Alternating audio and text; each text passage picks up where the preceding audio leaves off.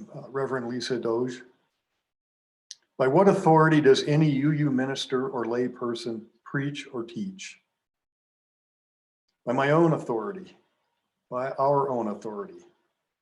United Methodists base their theological work on the Wesleyan quadrilateral, which calls the mature Christian to use 4 sources of authority: scripture, doctrine, personal experience, and reason. Fundamentalist Christians insist on the primacy of the Bible, on its inerrancy, and claim it as the sole source of religious authority. Walt Whitman wrote, "We consider Bibles and religions divine. I do not say they are not divine. I say they have all grown out of you and may grow out of you still. It is not they who give the life. It is you who give the life." These lines sum up the Unitarian Universalist attitude towards scripture and religious authority. Ideas of right and wrong, explanations of the origins of things, rules about how to behave and relate, understanding of life and the universe in which we live it. The totality of the religious impulse is simply too vast to be narrowed down to a single text. Our lack of a single authority, scripture or authoritative law, calls us to do the demanding, often subtle, at times confusing, and at times exhilarating work of examining each text or idea. Refusing to accept something as true or even good simply because tradition or someone else tells it is so, simply because tradition or someone else tells us it is so, we must instead learn to read carefully, to listen closely, to know ourselves more deeply and more fully so that we might hear our own hearts and minds. I think now we have a little bit of morning music.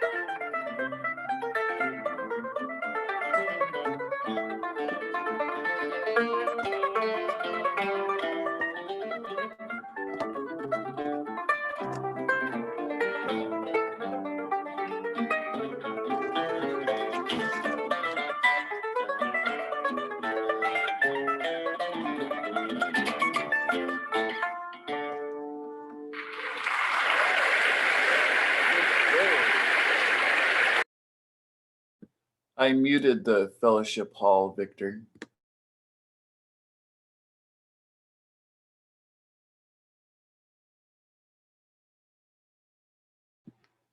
I think, Victor, you have to unmute yourself.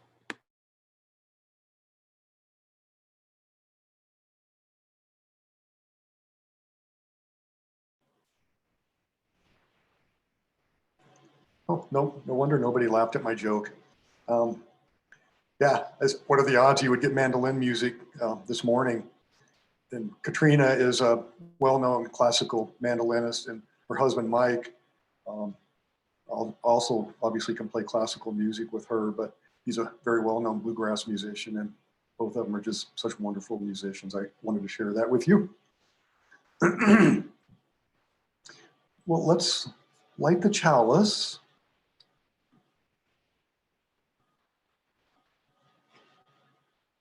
Love is the spirit of this church, and service is its law.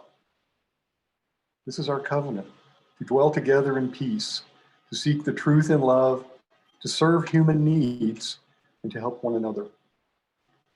I would invite anybody to share joys or concerns at this point.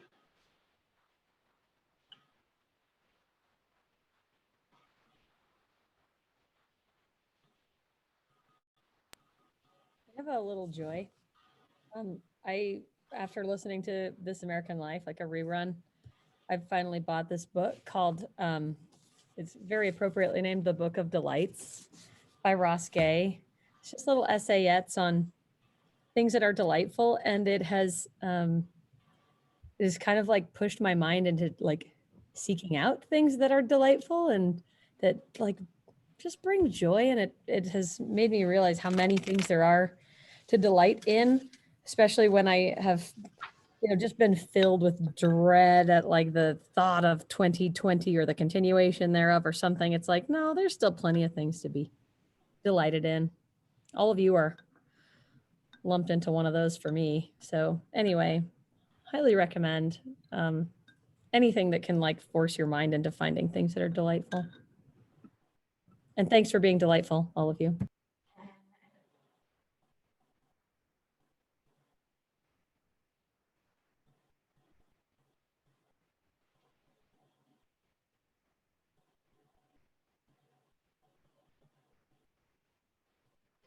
I'd ask you to light one for your sister, Michelle.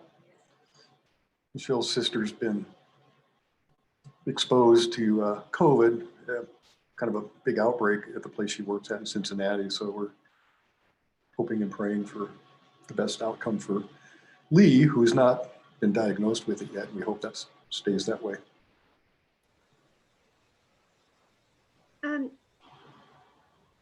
Could you light a candle for my uncle's girlfriend? She is often in and out of the hospital with physical and mental illness issues, and she's been back in for about the last 2 weeks. So any thoughts sent in her direction would be helpful. Thanks. I am seeing my mom stuck on mute, which makes me sad because I know the candle that she wants to light. Mary's husband, John's mom, passed away this week, and so lighting a candle for her, those little grandkids and Mary and John and his sisters, please.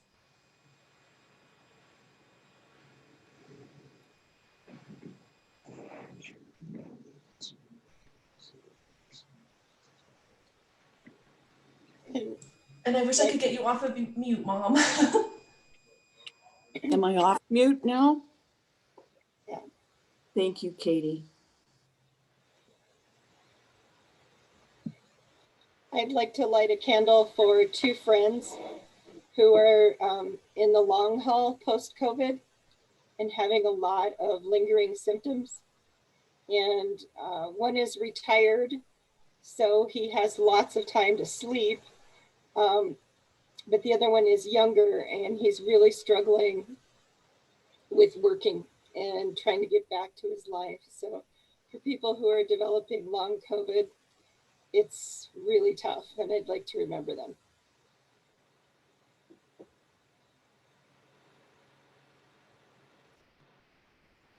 I've got a most of you probably saw in the newspaper that NSI is closing. I've had probably, there was an alumni Facebook page, and I've probably had 40 at least posts on there from former students at NSI going back some 30 years, saying that, you know, it was difficult and it changed their lives, and many of them saying they wouldn't be around without having been at NSI. So just a candle for them. Thanks.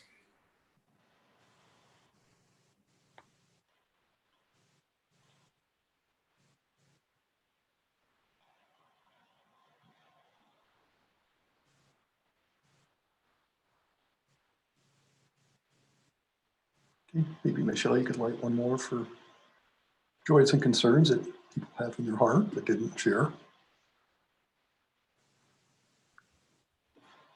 Thank you. I believe Victor has a story for all ages this morning.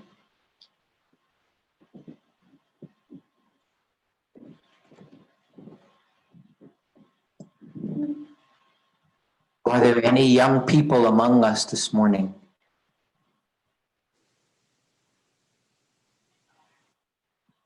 Well, that's too bad, but hopefully this story will still be have some appeal. I chose this story because to me it demonstrates effective leadership.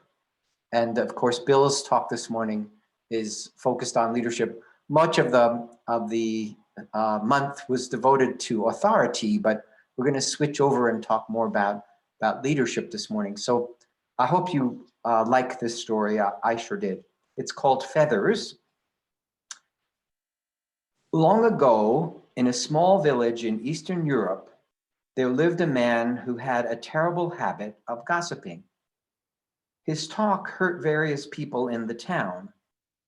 One of these people came to see the rabbi seeking justice. The rabbi called the two together. "You've ruined my reputation," the victim charged. "I'm sorry," said the man. "I'll take back my words, and then all will be well." "You can't take back your words," the victim cried. "Of course I can," the man responded. The rabbi saw that the gossip meaning the person who was gossiping, that the gossip did not understand the extent of the damage done. And so he decided to use action, which often speaks louder than words. "If you wish to right this wrong and be forgiven for your gossiping," he said, "you must come to the village square tomorrow with your feather pillow."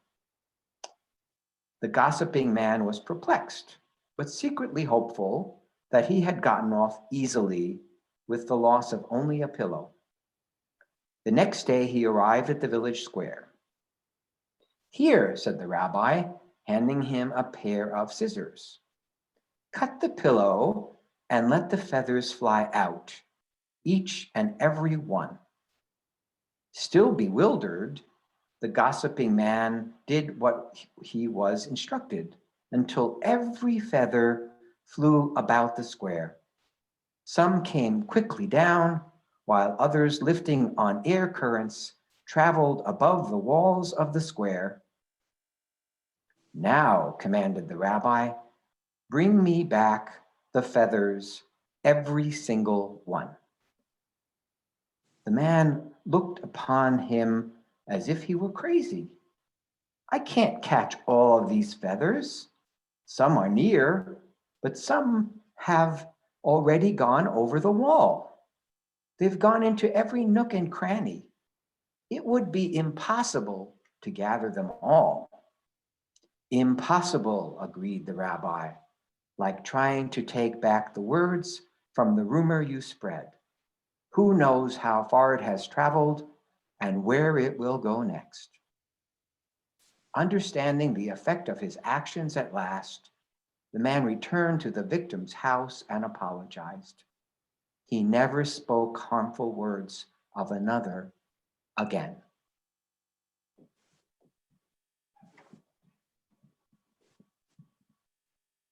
you, Victor.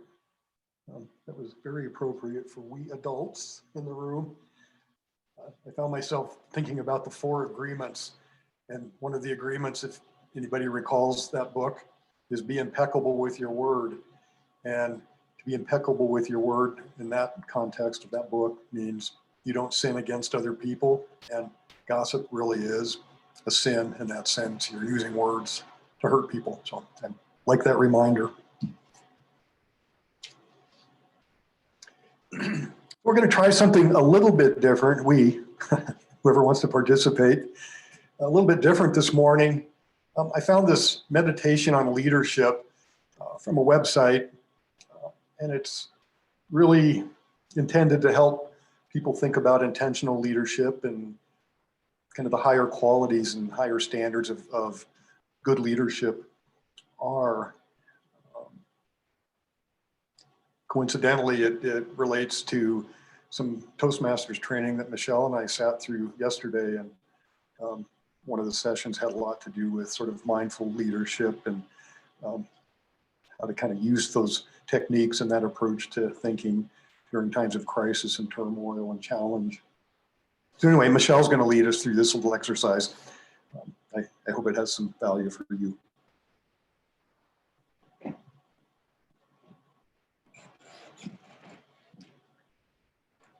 Let's begin by taking a moment to allow your body to settle into a comfortable position.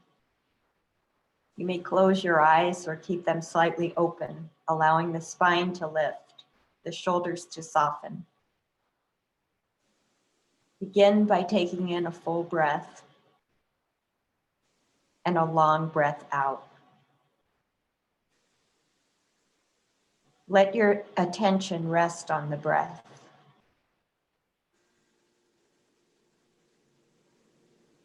I'm now going to ask you a series of questions, but instead of thinking about the questions or coming up with responses, I want you to allow the questions to just sink in like pebbles being dropped into a still pond. And I want you to be sensitive to any ripples that you notice.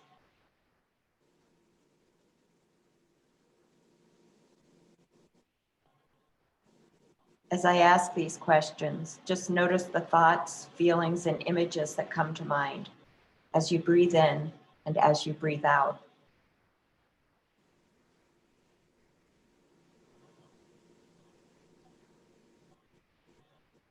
As a leader, what is most important to you?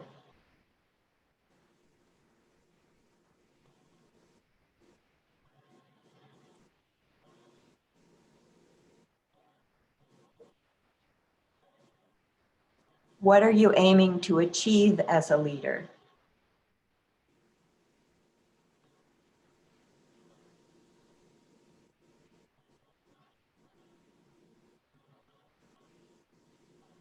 What are the values that guide you?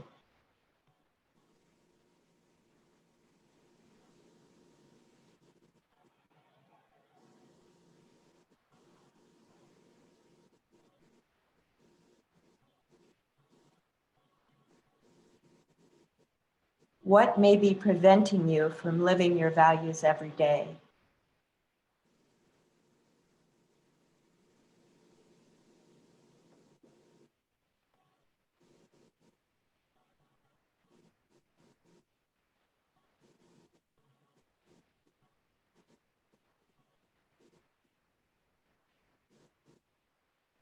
Now continue breathing in and breathing out. Bringing attention to your body. Notice if the mind is wandering or if it's attaching to any particular thoughts or feelings that arise.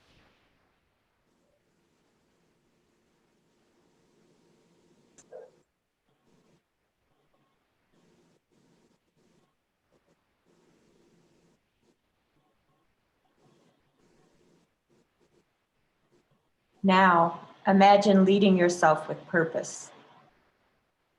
What does that feel like?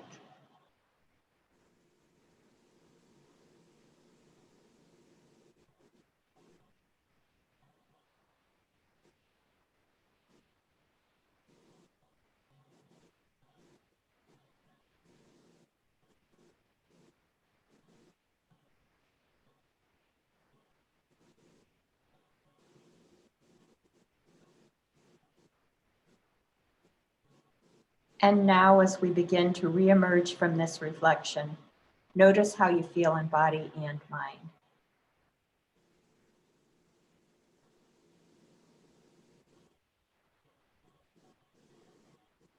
Finishing with a full deep breath in and a long breath out.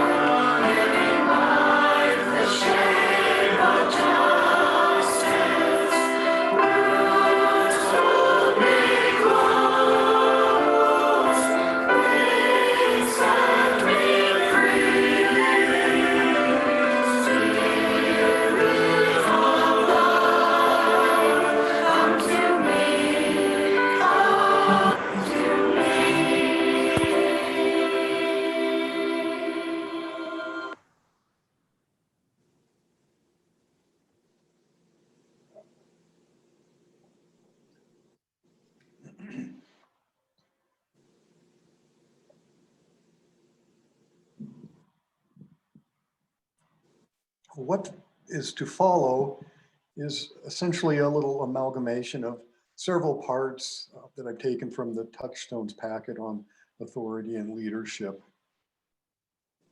The first is a little bit of, I guess, history about authority in the Unitarian Universalist world. And then another small section about leadership in a more contemporary Unitarian Universalist world, kind of necking down towards our room and our fellowship with the final presentation or component. We Unitarian Universalists have struggled with external authority. This predisposition emerged in the Reformation. The Roman Catholic Church held that scripture, tradition, and the magisterium, which I learned is the teaching office of the church, were the authority on matters of faith. For Martin Luther, scripture was the primary source of authority. He insisted that doctrines of the church not found in scripture be discarded. Luther elevated laity to the universal priesthood, in which every member of the church had the responsibility for teaching and expounding on Christianity. Vernick David, who lived from 1510 to 1579, and was also the founder and first bishop of the Unitarian Church in Transylvania, also rejected the authority of the Catholic Church when he asserted, and I won't try to pronounce the Latin, but God is one. Unitarianism, as it evolved during the Reformation, stressed freedom in religion, the unrestricted use of reason in religion, rather than reliance upon external authority of past tradition, and generous tolerance of differing religious views. That sounds very familiar. Our religious tradition was further shaped by the Enlightenment and by the Puritans' Cambridge Platform of 1648, which established our form of governance. It made churches independent of any higher ecclesiastical authority. It also affirmed the authority for the gathered members of each congregation to choose officers, admit members, admonish or expel members, or restore those who had been expelled. The Cambridge Platform affirmed the authority of clergy based on vocation and education. The authority was tempered by the congregational authority to hire and fire a minister. Authority was also vested in lay members who were called as ruling elders to attend to governing and church discipline. Social ethicist and theologian Gary Dorian wrote that the essential idea of liberal theology is that all claims to truth in theology, as in other disciplines, must be made on the basis of reason and experience, not by appeal to external authority. Still, there are sources of external authority that are valuable to Unitarian Universalism. Foremost among these are our principles and sources. The principles articulate our values, while the sources provide criteria as to how we will utilize the external authority of tradition. According to the UUA's Commission on Appraisal, the report was who's in charge here, the complex relationship between ministry and authority. Lay members of our congregations have always contributed to the ministry and have always enjoyed a certain degree of authority within our congregations. Once Ralph Waldo Emerson in the 19th century relocated the center of religious authority from the realm of hierarchy to individual experience, that sense of personal authority increased. The commission defined authority as the ability to influence and bring about growth and change in an institution, or the ability to block and derail growth and change in an institution. We'll transition to some ideas about leadership within the UU world. Authority, however it is conferred or seized, is the basis of leadership. Within Unitarian Universalism, there are two broad models of leadership. One is the model of lay leadership for those congregations that do not have a minister. The other is shared leadership for congregations that have either a called or consulting minister. Shared leadership is often called shared ministry. However, shared leadership also applies to lay-led congregations, since the greater the number of empowered lay leaders, the more effective the results. There's a yin-yang operating in vibrant congregations, leadership and followership. Both are essential, and each done well enhances the other. Rob Asgar likens it to a dance in which each partner's moves are critical to the dance. A dance partner, whether leading or following, can be unskilled and ungracious. The result is not often pretty. The partners are never in sync. The result is clumsy at best and distressing at worst, and synergy is impossible. But there are also skilled and gracious partners. Such a partner, though following the other, who may be somewhat less skilled, can help lead through his or her follower role. These partners, according to Asgar, are invaluable. He writes, they encourage, they create space for risk and improvisation, they keep the mood light, and they create a great experience for both. Given the yin yang, good followers make a leader better, and good leaders help lead their followers to new levels. Ashgar concluded, the dance metaphor gets close to that noble but elusive leadership ideal, wherein organizations become arenas in which, no matter our roles, we help one another to shine. A skilled follower helps an inexperienced leader to shine. As a leader grows in skill, he or she is then able to help the followers to shine. And as they all grow in experience and skill, the interplay grows more productive and life-affirming. While some believe that leaders are born and not made, research has shown that leadership can be learned and refined. Effective models of leadership are not cookie-cutter replicas. There are many ways to lead well. And now, leadership development has begun to focus on the qualities of effective followers. As Unitarian Universalist songwriter Rick Matson wrote, "Let it be a dance we do." So now I want to present a sermon from the Reverend Tim Kutzmark. It's entitled Guiding from the Heart, the Fundamental of Servant Leadership. And I selected this one because it really speaks to what I consider essential elements or the core of high quality leadership. So I wanted to share this with people. Reverend Tim Kutzmark is a graduate of the Divinity School at Harvard University, where he received the prestigious Hopkins Shareholder Award for academic and ministerial accomplishment. He served congregations in Virginia and Massachusetts, where he had a special affinity for had a special emphasis on ministry to those with no church affiliation who were looking for a welcoming spiritual home. He's passionate about social justice and has been involved in supporting the Black Lives Matter movement, police reform, climate change action, immigration reform, gun control, LGBTQ rights, living wage, death with dignity, and other progressive issues. He was a recipient of a 2020 Way of Peace Award from the Fresno Center for Nonviolence for his work coordinating a series of Friday night vigils for the allies of the Black Lives Matter movement. He's a certified instructor of Kundalini yoga, and he teaches several different forms of meditation and spiritual practice. And he's been a world traveler, having been to pretty much all of the STAN countries. He spent time in Afghanistan, Iraq, Iran, Uzbekistan, Kazakhstan, Kyrgyzstan, Uganda, Rwanda, and South Africa. So the man does get around. Again, the title is Guiding from the Heart, the Fundamental of Servant Leadership by Tim Kurtzman, who's in Fresno, California. The year was 1925.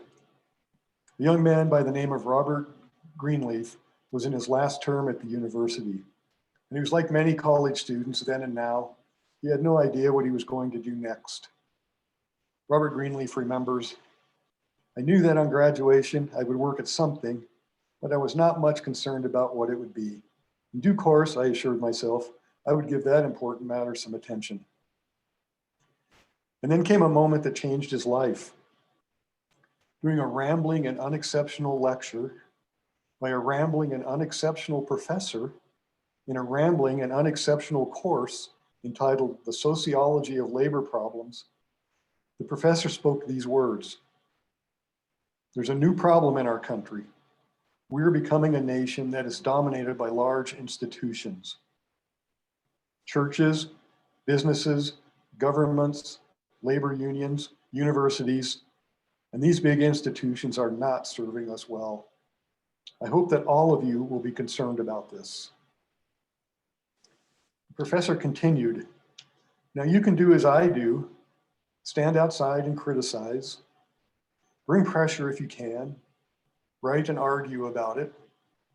All of this may do some good, but nothing of substance will happen unless there are people inside these institutions who are able to and want to lead them into better performance for the public good.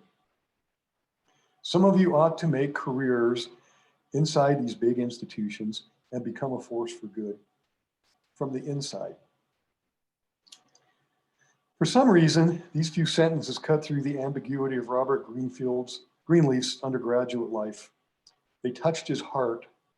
It stirred something in him. And at that moment, he opened to his mission in life, to work from within to transform.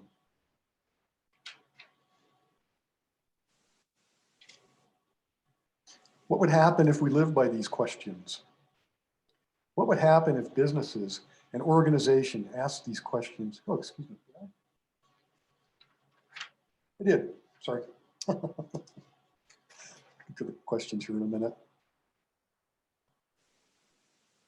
Greenleaf observed that people often become leaders in order to exercise some kind of power, the power of their ideas, the power of their insight, the power of their wants or needs. The goal of leadership is often self-based and self-perpetuating. Perhaps, said Robert Greenleaf, they become leaders because of the need to indulge an unusual power drive or to acquire material possession, or more commonly, to exercise influence over others. As the Reverend Tom Rhodes commented in a sermon on servant leadership, we generally see the power of leadership as a power to set goals and then motivate others to achieve them. Unfortunately, and too often, the goals set by the leader are self-serving. Not so for Greenleaf's servant leader. The servant leader is different in two ways. The servant leader is different in motive, and the servant leader is different in method. First, the motive, the goal. In this, Greenleaf was explicit.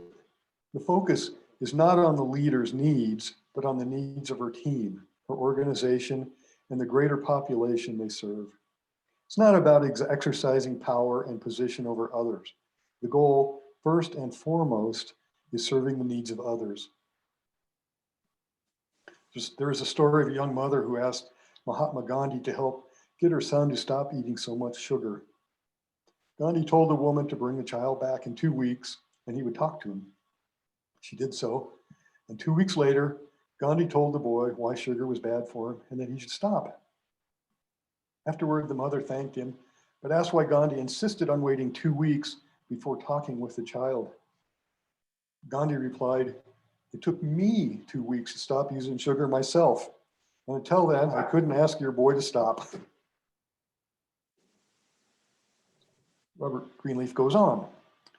The difference is that servant leadership manifests itself in the care taken to make sure that other people's highest priority needs are being served.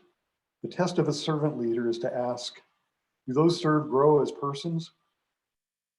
Do they, while being served, become healthier, wiser, freer, more autonomous, more likely themselves to become servants, people who serve? And, this is key, what is the effect on the least privileged in society? Will they benefit, or at least not be further deprived?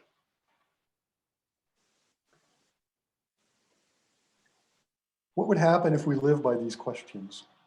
What would happen if businesses and organizations asked these questions before every decision? What would happen if, in Washington, D.C., our president and our Congress asked these questions before every vote, before every signature, and before every soundbite or tweet? According to Greenleaf, it is only people with these motives, the true servants of humanity, who should be elevated to the position of leader. Those who are leaders first, who lead for leadership's sake, should be passed over or rejected. True leadership must begin in the practice of serving. It is the people who are servants first, who should sit on boards, work as CEOs, managers, priests, ministers, deans of colleges, and elected officials. But once there, they must lead with different methods. The method is key for servant leadership. Yes, the servant leader is a visionary. Yes, the servant leader has a dream. Yes, the servant leader intuits where the group or organization or country should go. But the servant leader leads, not through being the one in charge, not through being the one with the answer. She leads through cooperation and in community with others. She leads through facilitating the strengths, ideas, and answers of others, of a team. She leads by helping others make the decisions. Servant leadership places ultimate trust, not in one person, but with the ability of a qualified group to choose the right action. The role of the servant leader is to be a supporter, an inspirer, a motivator, and a facilitator. Yes, the servant leader at times may be called to set the course, but never in a vacuum. The servant leader serves the process of discernment rather than being the process of discernment. In fact, ideally, the servant leader is not one person. Many people all working together, with different people stepping into the facilitator or guiding role as their skills and strengths warrant. Leadership is shared and fluid. I'm going to read that again because to me, this absolutely totally speaks to the idea of leadership at all levels, which is something I think is very important in an organization. Ideally, the servant leader is not one person, but many people all working together, with different people stepping into the facilitator or guiding role as their skills and strengths warrant.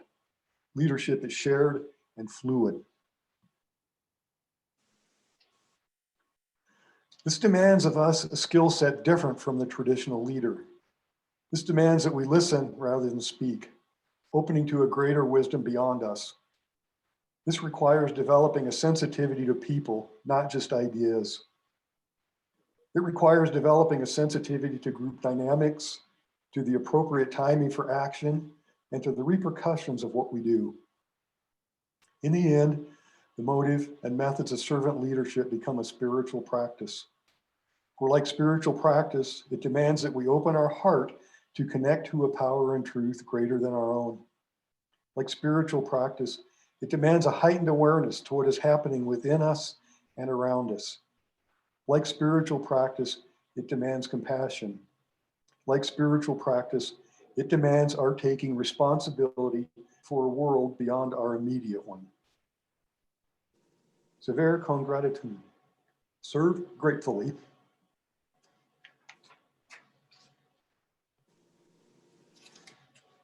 I think the hymn today is "This Little Light of Mine."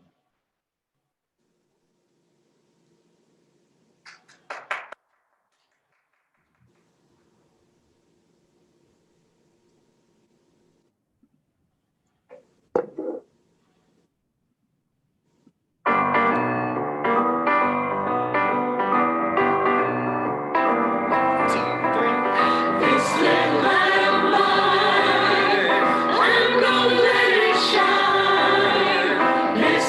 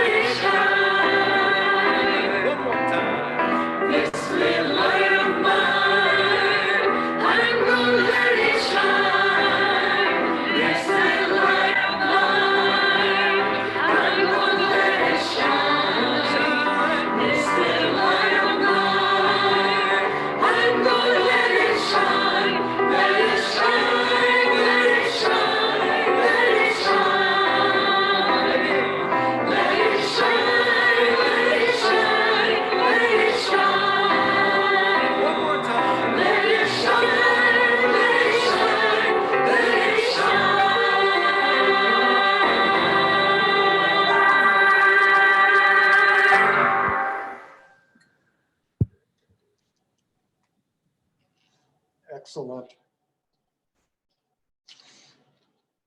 I have this. Oh, I have this. I still have this. Please join me in offering the blessing this morning. Let this be an offering to sustain and strengthen this place, which is so sacred to many of us, a community of memory and hope, for we are the keepers of the dream. And as usual, you could send a contribution to Ramona Stein, our treasurer, 1590 Sugar Land Drive, number B206 here in Sheridan, or visit our website at sheridanuu.org and go to the Tithely website and make an online contribution if you would like to.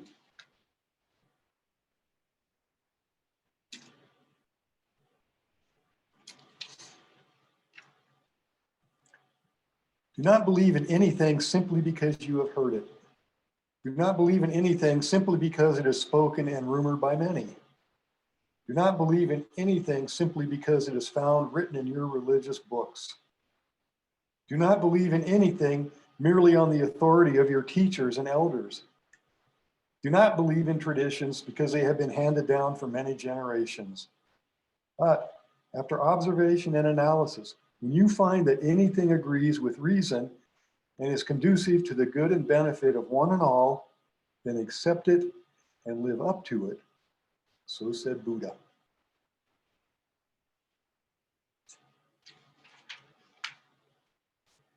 Well,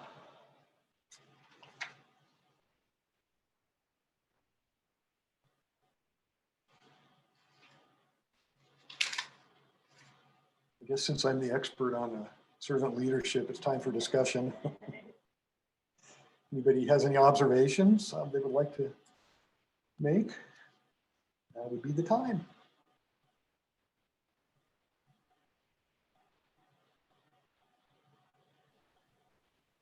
Hey, Bill, this is Shannon. I like the idea of servant leadership, but I'm struggling a little bit with the name servant. And I don't know if it's just the negative connotation around that or kind of what it's something in my brain that's just I'm having trouble with that. And I'm wondering if maybe there's a different term that could be No, used. I get what you're saying. Obviously, it's derived from to serve, right? And there are servants and serfs and slaves. But then there are people that just willingly aspire to serve other people. And I think I understand what you're saying. I didn't go there with that. I just took it to mean people that want to serve other people. How about willing servants? Yeah, I don't know. But no, I get what you're saying, Shannon. I really do. Is it that it sort of implies some sort of a hierarchy, Right, right. a servant and a master?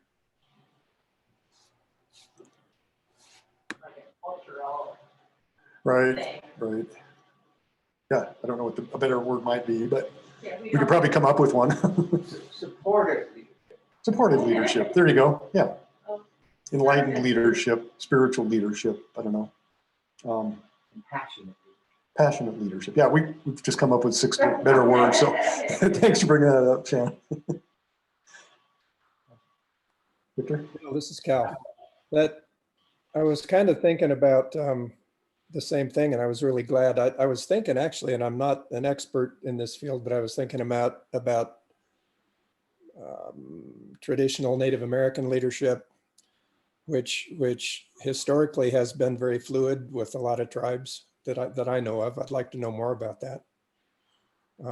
With a leader emerging based on the needs and their expertise. Unfortunately, I've heard from a couple of friends that are involved in tribal politics that a lot of tribes have kind of adopted more Western approaches to leadership to their detriment. But I just think I've read some really interesting things about the historic models of leadership in various tribes that I think really fits what you were talking about. I really enjoyed the topic. Thanks, Bill. Yeah, I can think of lots of examples of people who I don't think are good leaders. And the examples I can think of, people who I've always admired as good leaders, essentially embody this sort of approach where they're, it's not ego driven for them.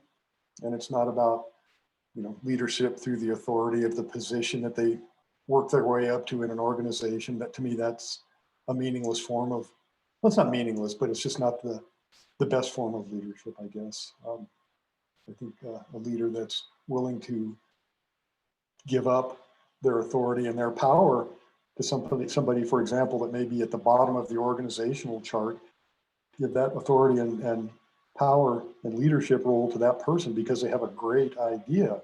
And then that person, at the top of the org chart, then is smart enough and comfortable enough in their own skin to just recognize that this person really can contribute something. What can I do to help that person? I think a lot of times leadership is not only do you get the power, but you also get the responsibility and the work. And a lot of people perhaps shy away from that, feeling like then they have to, then they're responsible for it and they have to do the work, even when they have a great idea. And so I think a leader, facilitator kind of person could take the idea and not leave that person with the idea with the entire burden.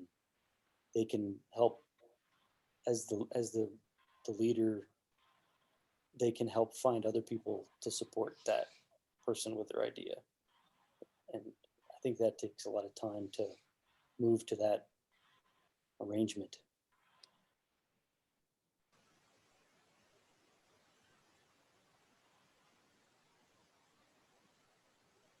Victor, did you have a? Yes, just wanted to say, first of all, thank you. I thought that was a really inspiring talk.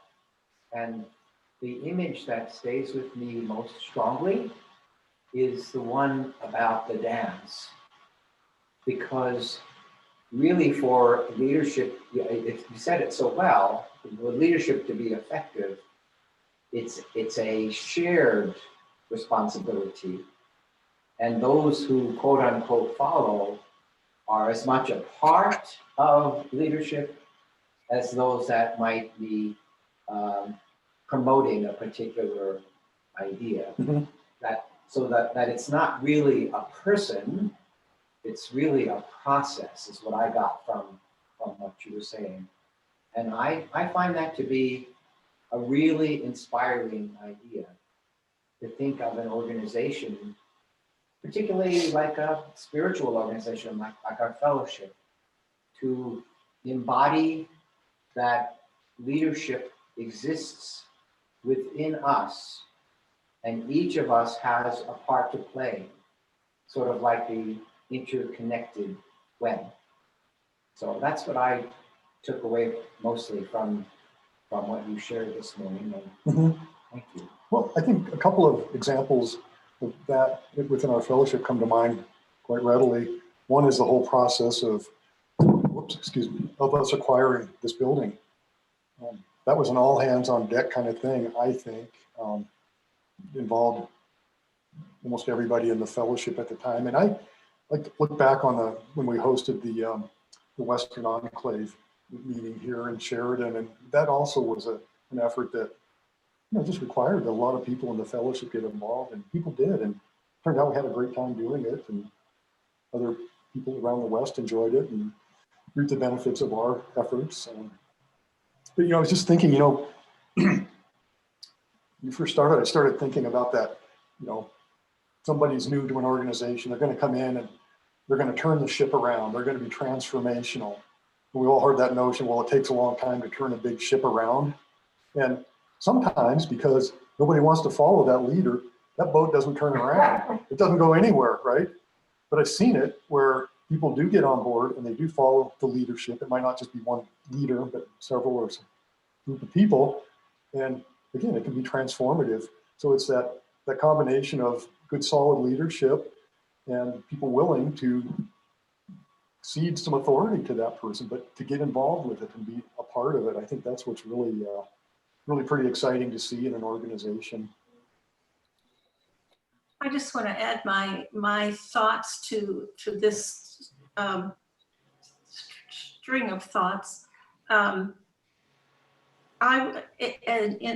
the reflective listening that Michelle presented, when she posed her questions, the images that came to me had to do with responsibility. I happen to be coming from a very low energy point of view today, and so it kind of woke me up that in a leadership position, there's a responsibility to the group and how your conduct affects the group and makes the group a comfortable and positive place to be and grow together.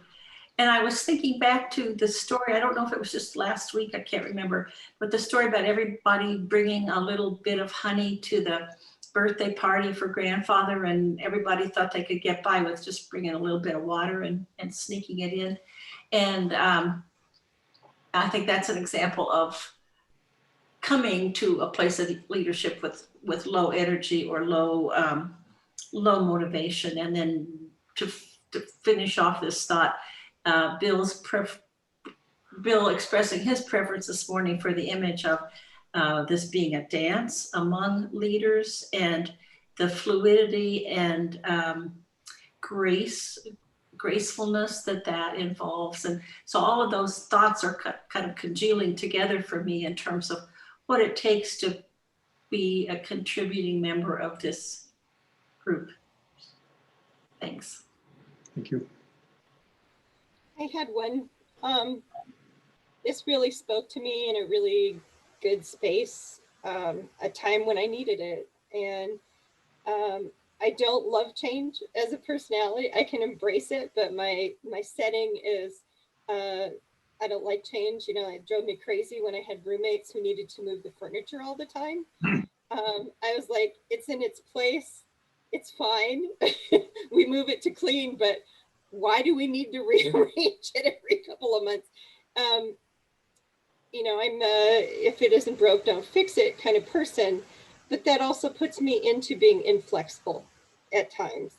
And it reminded it, you know, it led to some good reflection that it's important to step back and to consider flexibility in what I do. And it's timely for me. So thank you.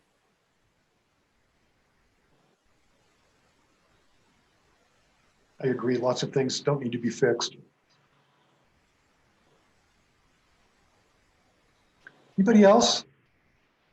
If not, it's, you know, a little after 11. If nobody else has a really burning need to continue with the discussion, let's go ahead and wrap it up if that's okay. Last chance. Okay.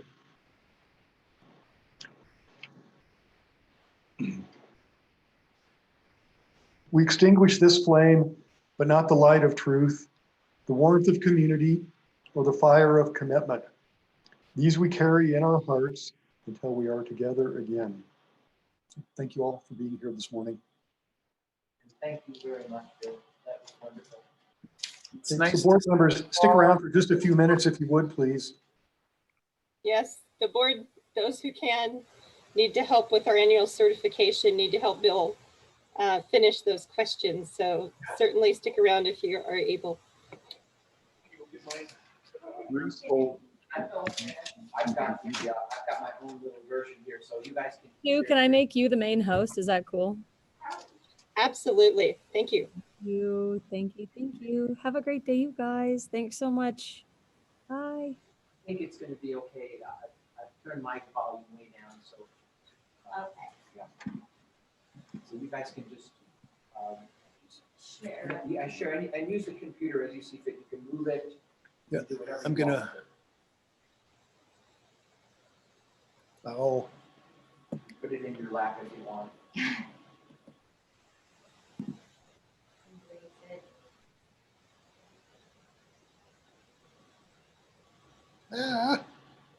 What? You trying to get to the questionnaire? No. Trying to make Trying to make it so I can see everybody.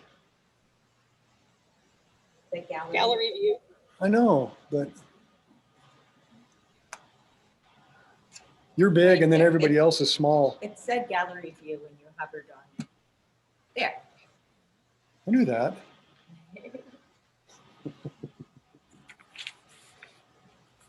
Do you want to move it so we're not peering around the corner? Actually, we could just, yeah. You can lower the thing down if you want, put your chairs there. That's okay. We can stand. So I think, Cut your head off. correct me if this is not right, but I think we just need to go through the diversity questions, section 5 and 6. I just wanted to make sure that I responded to those. I had a question related to membership too. Okay, well, let's go there first then. Okay. One of the new questions. It's a new question related to virtual participation. No, it wasn't that. It was about friends. And you should count the people who receive the newsletter, but I'm assuming that that's just people that we maintain on our listserv. I don't know the best way to get a handle on who all we send our announcements to. Seems reasonable to me. But how can we find that? I would think that Ramona would have that listed. I mean, I do the listserv, so if you want those, but there's a lot of people who have just been on it for a long time. Yeah, would you mind, do you have the thing that you could send to me that would have everyone's name on it, or is it not that? It's not that easy. Straightforward. And some people are on with more than one email address. Right, and I would be able to look